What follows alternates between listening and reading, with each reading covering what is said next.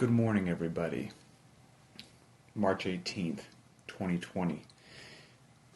Short video, just a video, again, just trying to put out some more information. If you have no gear whatsoever, here's what you could do.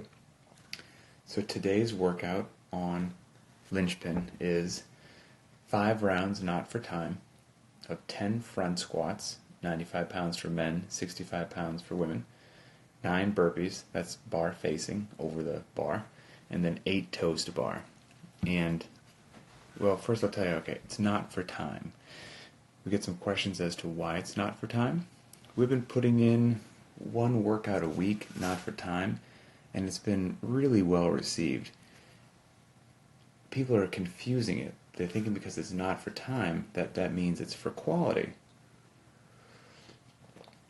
Which is fine, and I understand why they think that, but it's a small pet peeve of mine, because saying that this one must be for quality makes the assumption that when we say it's for time, that it's not for quality, and that's not the case. Every single solitary workout that you do should be for quality. Just while you're trying to balance those two things, if you're trying to move as well as you possibly can, and you're also trying to move with a purpose, hence intensity. That's what for time means. For time doesn't mean move with a purpose and the heck with quality. I think that's a fundamental misunderstanding. So when you see something that says not for time, as far as I'm concerned at Linchpin, all that means is you're just shutting off the clock. And so you're moving at whatever pace you desire without that suffocating daily pressure of the clock staring at you, which for some folks, trying to chase the clock day after day leads to them being burned out, stressed out, and not enjoying fitness. So shut the clock off and move at whatever pace you desire. If you woke up feeling like a fire-breathing dragon, then move at that pace. But you can do it without running the clock. But a lot of people are happy to shut the clock off and just move a little more casual, and they feel authorized to do it, and that's a good thing, because that keeps them happy, sane, and showing up to the gym week after week. So that's the goal. But I digress, as I always do. So today's workout, let's say that you don't have any gear whatsoever. Today's workout, 5 rounds, 10 front squats, 95 for the men, 65 for the women, 9 bar-facing burpees, 8 toes to bar. Okay, so zero gear. You don't have a barbell, so you can't do the front squats. You can't do bar-facing burpees, and let's say you don't even have a pull-up bar, and so you can't do the toes to bar. No worries. If you can find some sort of object that weighs around somewhere between 50 and 100 pounds that you can bear hug, do your front squats with it. Maybe it's your trusty German Shepherd or Labrador Retriever, or maybe it's a 10-year-old toddler, whatever you've got there. But let's say that you have literally zilch. That's okay. You're just going to do air squats. So there's 10 front squats per round. Maybe you give yourself 25 air squats per round. You're going to be just fine. Is it exactly the same as what you've done with the barbell? No. That's why it's different. And you're going to be okay. The front squat puts you below parallel. The air squat puts you below parallel. Fitness will be achieved. You'll survive until the zombie apocalypse is over. Okay, you can't do bar-facing burpees. Whoop-de-doo. Before bar-facing burpees came about in competition, people were doing regular burpees for decades and achieving incredible fitness with them, and they will treat you just fine all over again. So just do regular burpees.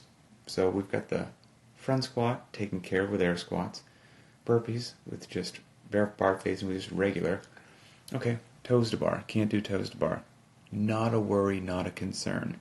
We can replace the toes to bar depending upon your level of midline capacity. You could do just regular sit-ups, feet anchored, feet not anchored. Either one will get you fit. It's okay. You want to do something a little bit more spicy than sit-ups? You could do some hollow rocks in there. You want to do something potentially a bit more spicy than that? You could do some V-ups. Those certainly will not shortchange you. They are nasty and effective. Or you want to get really fired up, maybe you can, if you have the ability to place your hands on the ground and lift your feet up and do just a classic L-sit, you can do that.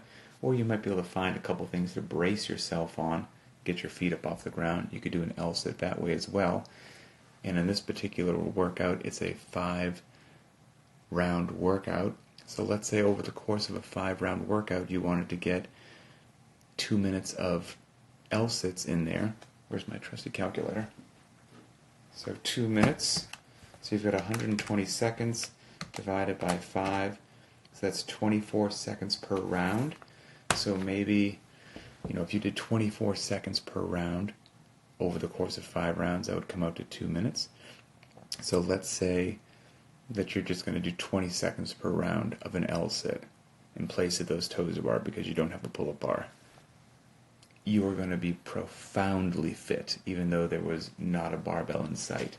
And you can play the same little game with any workout that's posted on Linchpin or any website that you like to follow, and you can make it work if you just understand the basics of scaling, the basics of modifying workouts, and what the intended stimulus is. And you might not always be able to nail it perfectly. Yesterday was a 30-minute EMOM of a hang power snatch.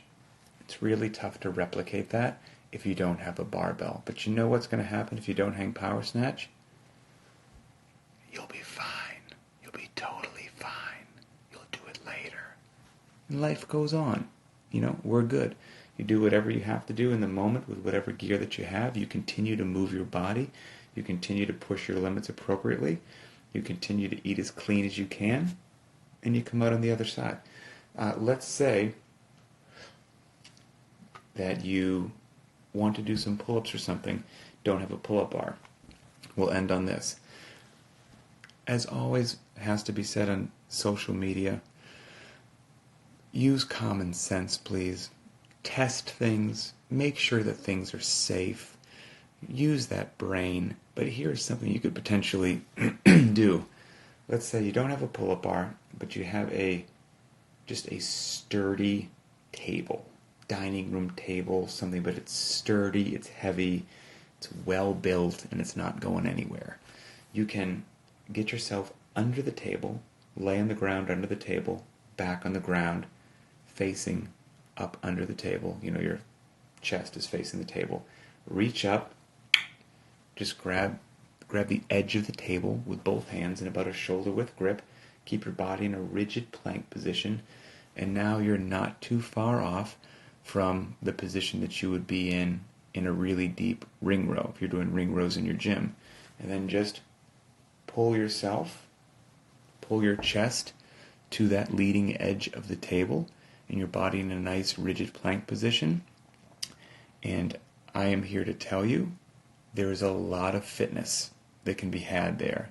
So if you don't have a pull-up bar, there still may be other things that you can do. Again, test it, make sure the table's safe. Nobody wants to flip the table over or use some chintzy table that collapses when you do that. So again, common sense is a wonderful thing, but with a bit of creativity, you will find some ways to move your body through some functional movements, and life will be good. And we'll continue just to put out information so that good decisions can be made, and we'll try to help each other out till we all get through this thing.